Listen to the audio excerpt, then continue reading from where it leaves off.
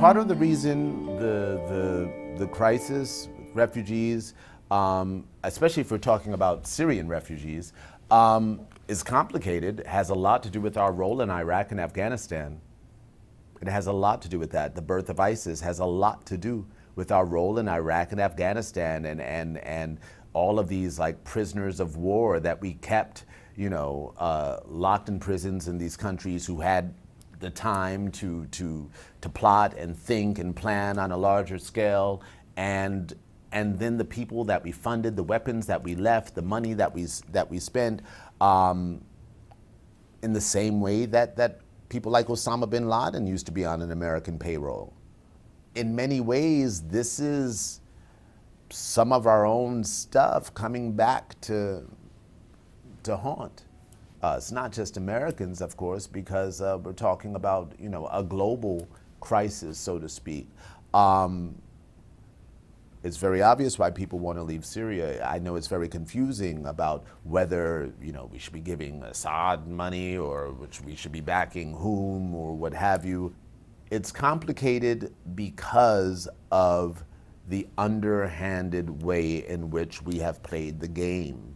The number of assassinations that U.S. money has been behind, the number of of rebel groups that we have supported that have at some point turned on or against our interests or our best interests or against human interests.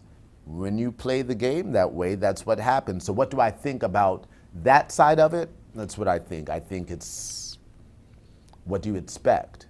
Now, in terms of people accepting and embracing refugees, yeah, it has to happen. I mean, that, for example, is some, I think Barack has agreed to accept like 10,000 over the next 2 years. That's what America is founded on. Of course, when you look at Europe, Germany, it's impossible to not go back to World War II. It's impossible to not look at the fact that, Germany is the superpower that they are right now, and their role in the Euro has a lot to do with the fact that because they were not allowed to have an army, they were able to invest in other things and to develop other things, which gave them an economic stronghold that we now see them maneuvering.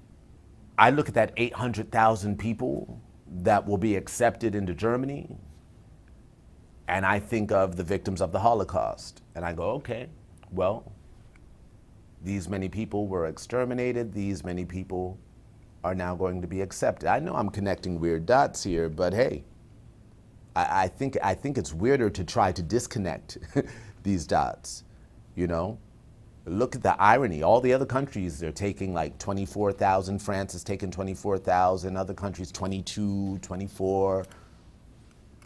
Germany, 800,000, which fills a big gap, right?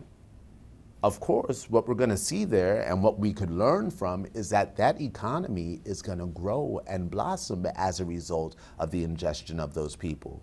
And that's something that we always tend to forget, is that with, the arrival of new people, new energy, there's always new businesses, new markets, and new things that occur. It's not just unemployment. People want to work, actually.